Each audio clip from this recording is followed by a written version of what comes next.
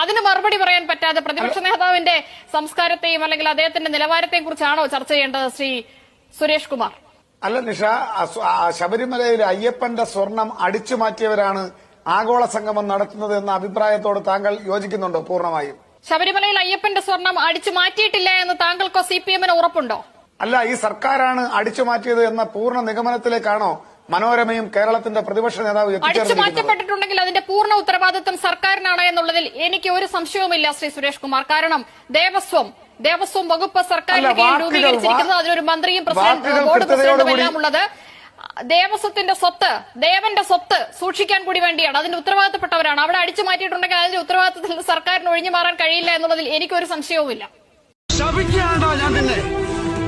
ആ പണം കൊണ്ട് നീ എന്ത് വാങ്ങി കഴിച്ചാലും നിന്റെ ആർത്തി തീരില്ല.